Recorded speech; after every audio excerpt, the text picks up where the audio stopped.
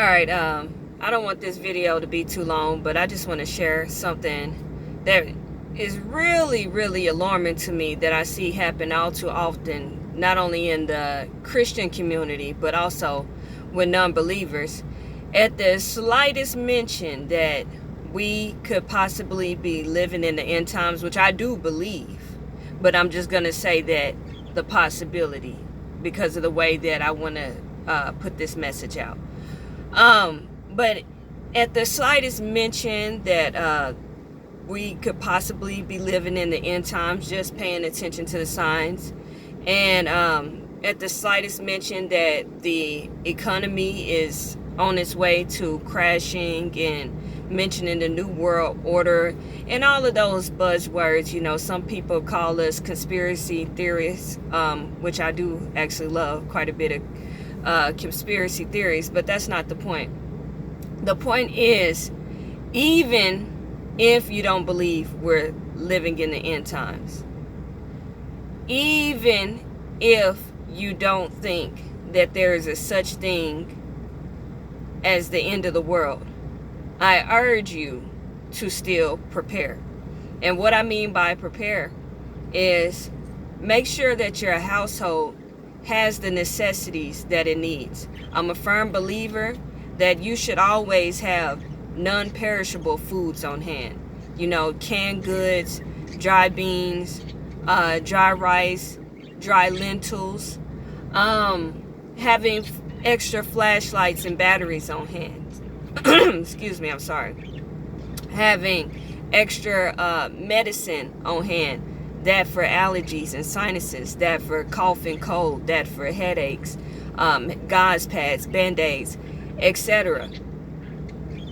You may think that I am crazy to have this belief because you may not agree with my spiritual beliefs where I stand, which is I am a firm believer in Jesus Christ, in His holy word.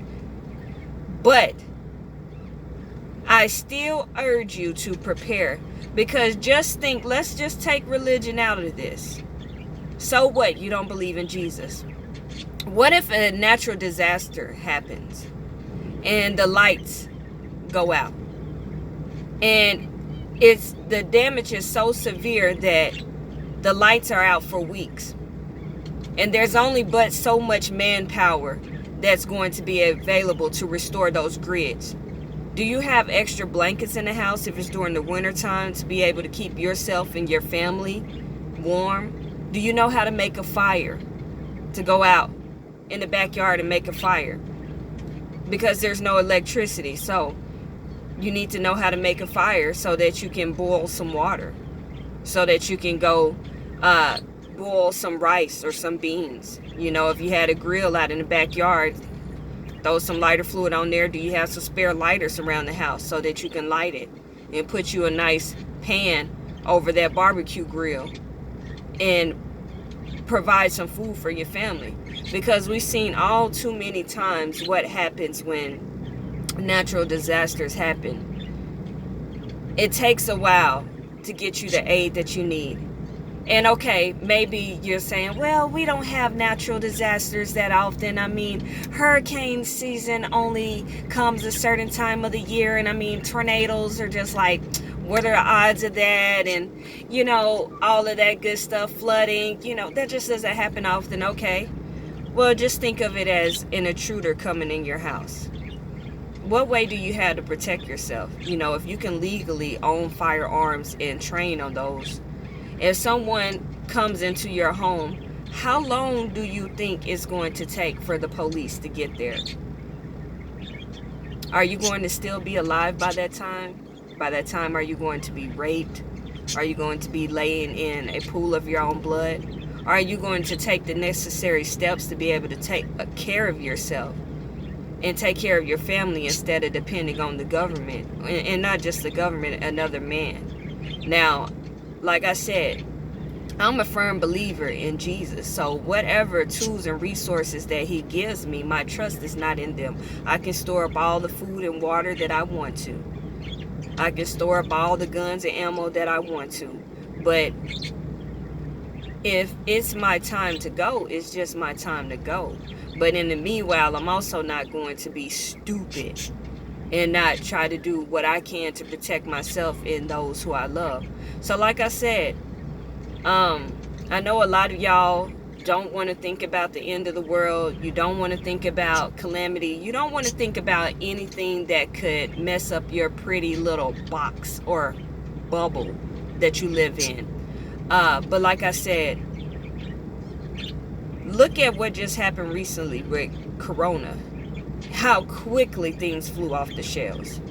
And just think if you're one of those people who just lives day by day and doesn't take the opportunity to just set a little bit back, set a few canned goods back, set a few bottles of water back, set a few medicine needs back, and things of that nature. Just, I travel over this country, and the shelves were nearly depleted everywhere. So something just as simple as Corona cleared out dang near the whole food supply. And it took time to replenish those shelves. We're still seeing some of these stores struggle to keep their shelves replenished. So like I said, even if you don't want to believe in Jesus and you don't want to believe in the end times and you're not into conspiracies, I get it. But like I said, I urge you, for your protection and for your family's protection, just think of the simple things that could happen. If someone were to come and try to attack you, how long would it take for somebody to be able to come to your aid? And you need to think of it the same way. If a natural disaster were to hit, if the economy was to crash, if we were to go into a state of war, how long do you think it's going to be before those troops are able to get you the necessary food and supplies that you need to be able to take care of yourself? Just saying. God bless.